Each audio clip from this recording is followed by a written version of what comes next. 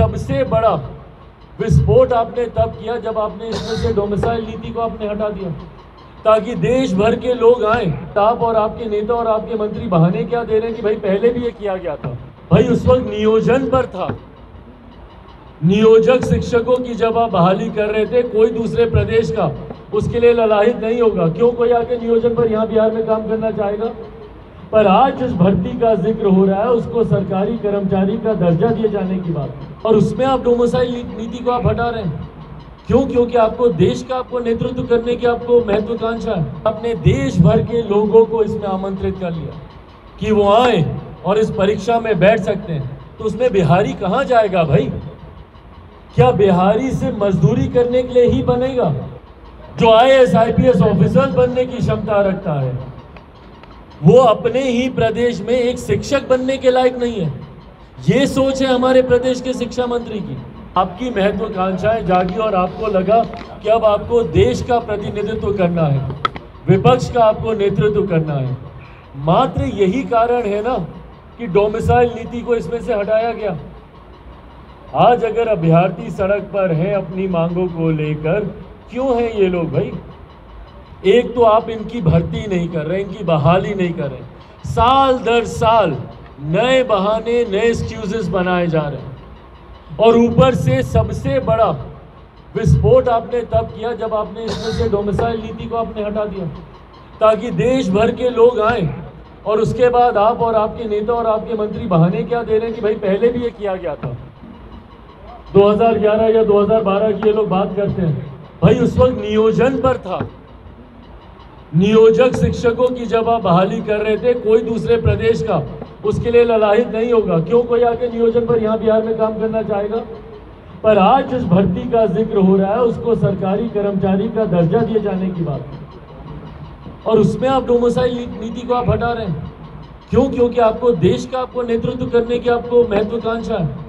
आपको खुद विपक्ष के का नेतृत्व करने की आपको महत्वाकांक्षा है, और इसीलिए जो पिछले 2 साल 3 साल से जो लोग मेहनत कर रहा है, प्रयास कर रहा है, रातों रात आप उनके लिए आप कानून बदल देते हैं बिना किसी से राय मशवरा किए हुए, बिना किसी से चर्चा किए हुए। और खास तौर पर बार बार मैं मुख्यमंत्री जी को बोलता हूं, भले वो आपका शराबबंदी का कानून हो या जनसंख्या ये जातिगत जनगणना का आपका कानून हो, बार बार मुख्यमंत्री जी से आग्रह किया गया है कि क्यों नहीं इन तमाम विषयों पर सर्वदलीय बैठक बुलाई जाती है, और खास तौर पर जो स्टेक होल्डर्स हैं उनसे क्यों नहीं चर्चा की जाती है। जिन अभ्यर्थियों को आपने लगातार फंसा के रखा हुआ है, कभी सीटेट कभी बीटेट के माध्यम से आप परीक्षा देकर आइए, और आज आप उनको बाद में आप उनको बोलते हैं कि भाई BPSC के माध्यम से होगा। चलिए वहां तक भी स्वीकार है, पर कम से कम इसमें डोमिसाइल नीति को तो आप इसको अपना के रखिए। जिस तरीके से आपने देश भर के लोगों को इसमें आमंत्रित कर लिया कि वो आए और इस परीक्षा में बैठ सकते हैं, तो उसमें बिहारी कहाँ जाएगा भाई? क्या बिहारी से मजदूरी करने के लिए ही बनेगा? और क्या बोलते हैं भैया इनके शिक्षा मंत्री कि वो सक्षम नहीं है, उनमें क्षमता नहीं है। पिछले 40 सालों में आपने ऐसे छात्र पैदा नहीं किए जो शिक्षक बन सके, और अगर नहीं पैदा किए तो इसका जिम्मेदार कौन है? मुख्यमंत्री नीतीश कुमार जी बताएं ना।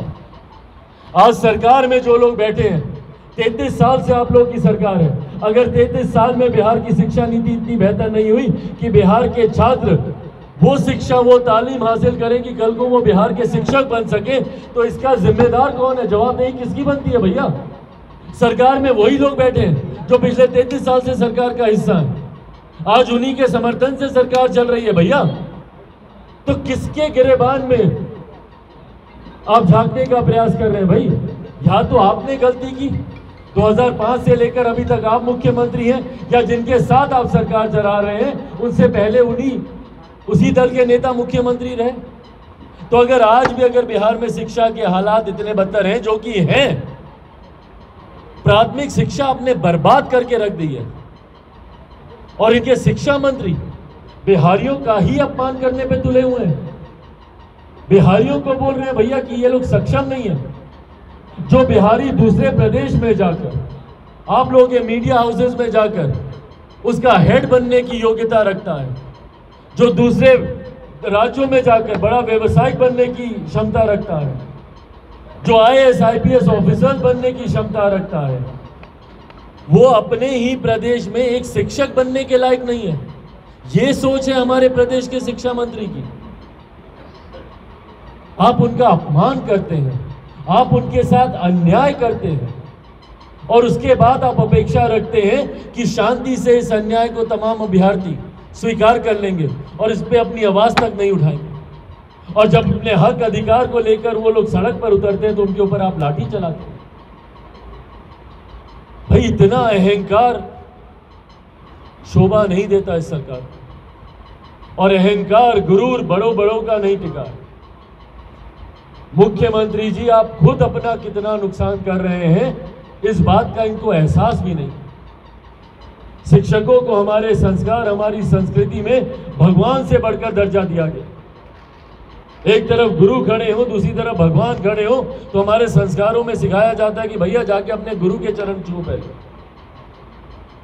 और उन्हीं शिक्षकों के ऊपर आप लाठी चलाने का काम कर रहे हैं। जो बिहार के भविष्य को बनाने वाले लोग हैं उनको किस तरीके से मानसिक प्रताड़ना देने का काम कर रहे हैं। लोक जनशक्ति पार्टी रामविलास पूरी तरीके से इनकी तमाम मांगों का जहां एक तरफ समर्थन करती है, वहीं पुनः इस सरकार से आग्रह करती है कि अपनी नीति पे पुनः विचार करें और जिस उचित मांगों के साथ ये तमाम अभ्यर्थी आज सड़क पर हैं उनकी मांगों को सुना जाए और उस पर पुनः विचार करके उसमें तमाम संभावित संशोधन किए जाए। भाई डोमिसाइल नीति हर राज्य अपनाता है, भाई हर राज्य अपनाता है। आप अपने राज्य के लोगों को आप सुविधा दे नहीं सकते, आप दूसरे राज्यों की का समाधान करने आप निकले। कहाँ की सोच है भाई ये? जो मुख्यमंत्री अपने प्रदेश को नहीं सुधार पाते, आज एक बरसात हुई नहीं, प्रदेश के हालात देख लीजिए, ये जा रहे हैं देश को सुधारने। लाइव बिहार YouTube पर सब्सक्राइब और Facebook पर लाइक जरूर करें।